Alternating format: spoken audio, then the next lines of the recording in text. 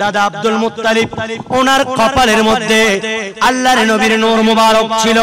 হযরতে আব্দুল্লাহর পেশানির মধ্যে আল্লাহর নবীর নূর মুবারক দাদা আব্দুল মুত্তালিব থেকে আসলো।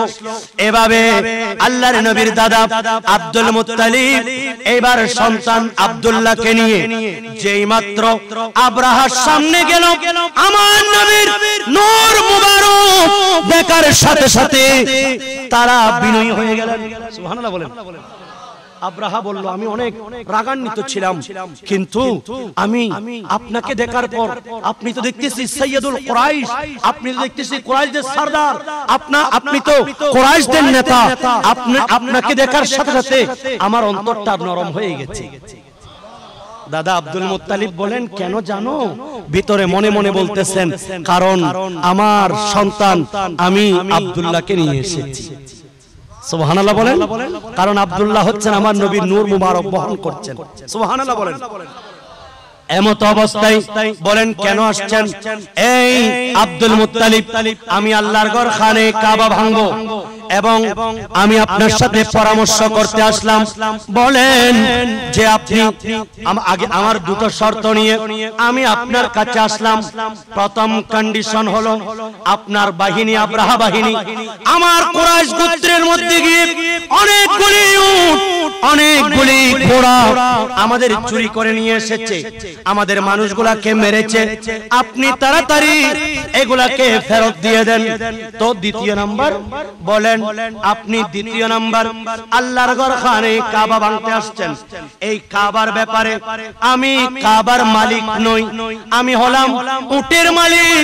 উট আপনার কাছে দাবি করছি, কিন্তু কাবার মালিক আমি নই, কাবার মালিক আমার আল্লাহ। আরেকটু বড় করে বলেন, আমি সবকারু সোয়ে কাবা সোয়ে মুহাম্মদি রোয়ে কাবা, কাবা কা কাবা রোয়ে মুহাম্মদ সাল্লাল্লাহু আলাইহি ওয়াসাল্লাম। সালাতুনিয়া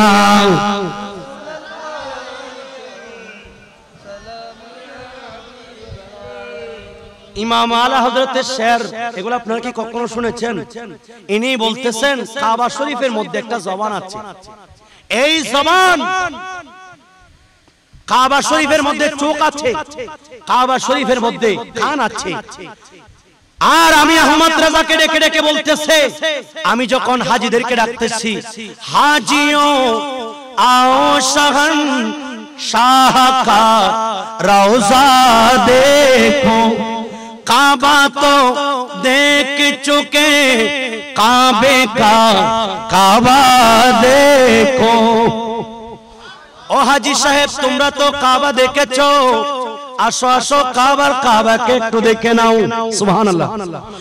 আবে জমে জমে তুমি खूबे बुझाई प्यासे, आओ जूदो शह को सर का भी दरिया देखो। জমজম পানি পান করেছো, অন্তরকে ঠান্ডা করেছো। বাংলাদেশ থেকে এসে তুমি ক্লান্ত ছিলা, জমজম খেয়ে কলেব ঠান্ডা করেছো। আসো মুস্তাফার রওজায় এসে কাউসারের পানি খেয়ে যাও। শিরিক হবে? কথা বলেন। এবার আহমদ রেজা বলছেন, আলা হযরত বলছেন, গৌর তো সুন্নি তো রাজা কাবে से आती है सदा, मेरे आँखों से मेरे प्यार का रौजा देखो। এই আহমদ রেজা, আমি কাবার কাছ থেকে ডেকে ডেকে মানুষ নিয়ে যাচ্ছ মদিনা শরীফের মধ্যে। এই আহমদ রেজা শোনো, আমি কাবারও দুটো চোখ আছে, এই দুটো চোখের নয়নের মনি হলো রাসূলুল্লাহর রওজা মুবারক। আল্লাহু আকবার বলেন। ইশকে রাসূল অন্তরে জায়গা দিলে দুনিয়ার সব আমল, ইয়াকফিকাল আমলুল কলিল, এই কলিল আমল, এটা আপনার জন্য আখলিস দীনাকা, আপনি ইখলাসের সাথে যখন আপনি অল্প আমল করবেন, যদি এখানে মহব্বত থাকে আল্লাহর দরবারে মকবুল। আর একটু বড় করে বলেন। এবার আল্লাহর নবী বলেন, কাবার মালিক আমি নই, আর কাবার মালিক হলেন আল্লাহ। ফয়সালা ওনার উপরে। এভাবে আব্রাহার কাছ থেকে চলে আসলেন আল্লাহর নবীর দাদা হযরতে আব্দুল্লাহ রাদিয়াল্লাহু তাআলা আনহুকে নিয়ে। এবার রওনা হলেন মক্কায়ে মুআজ্জামার কুরাইশ বাহিনী। সবাইকে বলেন তোমরা পাহাড় পর্বতে চলে যাও। আর ওইদিকে যেই বড় হাতি নিয়ে আব্রাহা ছিল, এই আব্রাহার বড় হাতিটা এটা সামনের দিকে অগ্রসর হচ্ছে না, কারণ এই হাতি রাসূলুল্লাহর নূর মুবারক দাদা আব্দুল মুত্তালিব এবং খাজা আব্দুল্লাহর কপালে দেখেছিলেন রাসূলে পাকের নূর মুবারক। এবার মক্কার মধ্যে এসে সবাইকে বললেন তোমরা চলে যাও, আব্রাহা নাকি আল্লাহর ঘর খানে কাবা ভাঙতে আসছে, তোমরা নিরাপদ আশ্রয়ে নাও। তাওয়াফ করলেন, আল্লাহর ঘর খানে কাবার দরজা ধরলেন। আল্লাহ এই ঘর ইব্রাহিম খলিলুল্লাহর বানানো ঘর, এ আল্লাহ এই ঘর আদম সফিউল্লাহর ঘর, এই ঘর আপনি সেই ঘর যেই ঘরকে আপনি নূহ নাজিহুল্লাহর প্লাবনে আপনি রক্ষা করেছেন। আল্লাহ এখানে এসে আমরা ইবাদত করি, তোমাকে ডাকি, তোমার ঘর আল্লাহ তোমার জিম্মায় দিয়ে দিলাম, তুমি এই ঘরকে রক্ষা করো। এই কথা বলে হযরতে খাজা আব্দুল্লাহ রাদিয়াল্লাহু তাআলা ওনাকে নিয়ে দাদা আব্দুল মুত্তালিব আল্লাহর ঘর থেকে 2 মাইল দূরে সুবাইর পর্বতে যখন উঠলেন, আল্লাহর কাছে হাত তুলে দিলেন। তুলে দেওয়ার সাথে সাথে দেখা গেল হযরতে দাদা আব্দুল মুত্তালিব হযরতে খাজা আব্দুল্লাহ ওনাদের কপাল থেকে নূর চমকাচ্ছে। এই নূর আকাশে পড়েছে, সেই দিক থেকে ছোট্ট ছোট্ট আবাবিল পক্ষী আসতে শুরু করেছে। আর একটু বড় করে বলেন।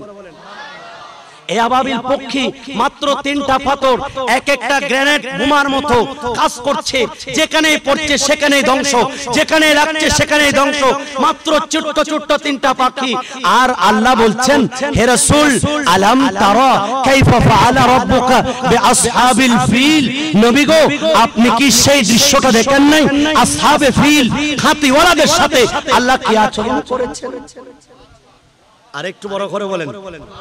তার মানে এটাই প্রমাণ দিচ্ছেন সেখানে নবী উপস্থিত, আমার নবী দেখেছেন। সুবহানাল্লাহ বলেন।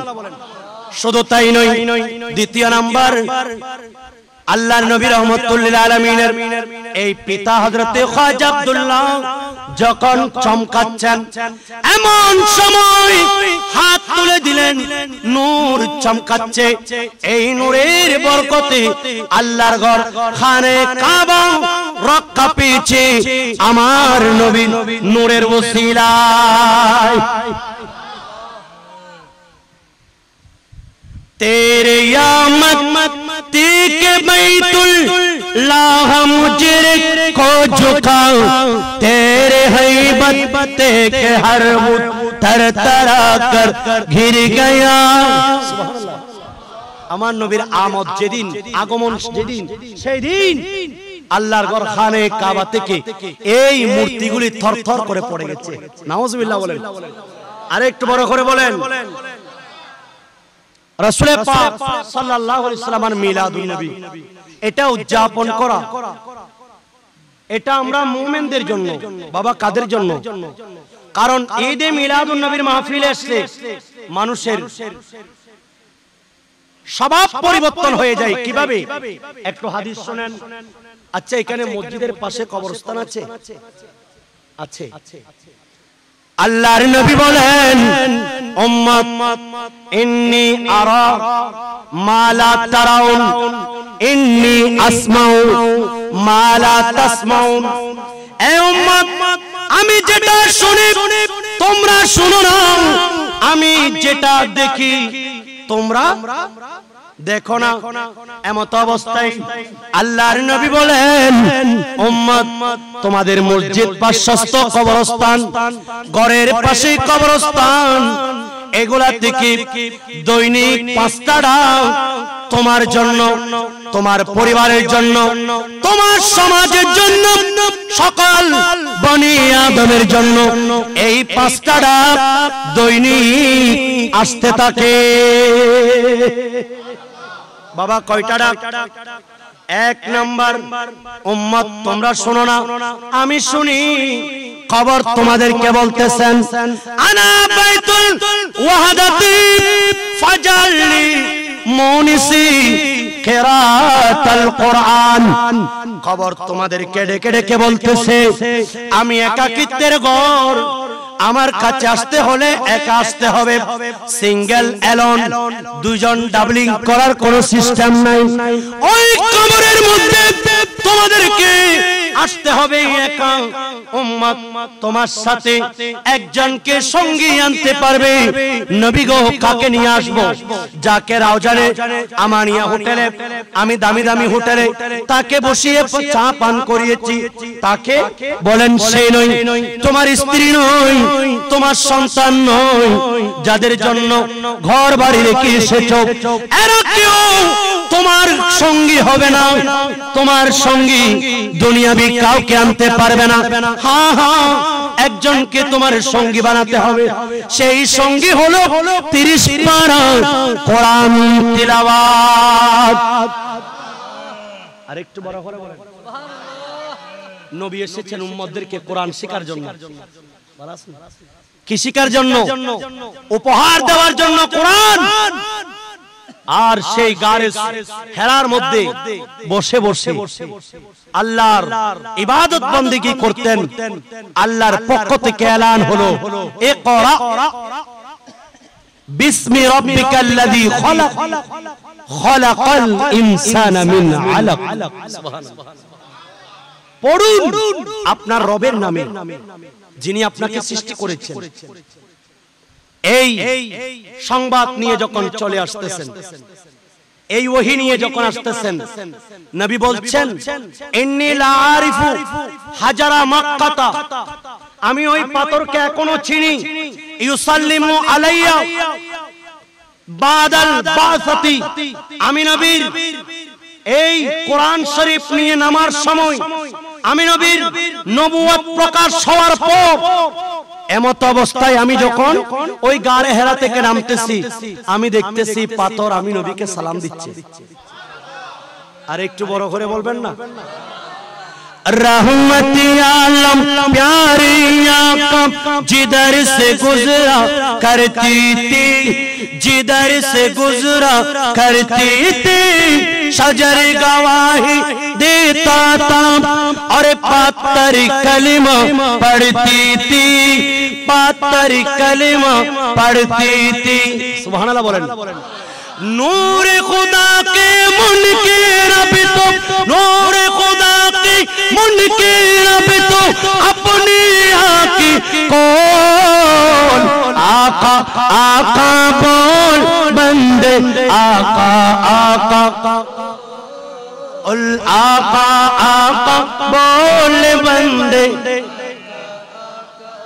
सिद्दीक भी बोले, उमर भी बोले, उस्मान भी बोले, हैदर ने बोले, हसन भी बोले, हुसैन भी बोले, अरे आका मौला, आका मौला, आका मौला बोल, आका आका बोल बंदे, आका आका बोल सलात।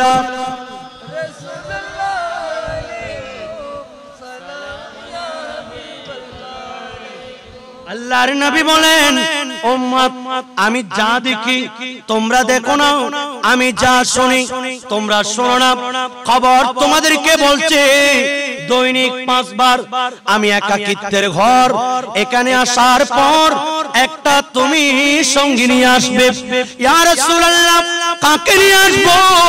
আল্লাহর নবী বলেন, ইমাম সাহেব কেরাত পড়েন, তুমি নামাজে দাঁড়িয়েছো, ওই কেরাতগুলি যখন তুমি শুনো, এগুলা তোমার জন্য কবরের মধ্যে সঙ্গী হয়ে যাবে। কাটাই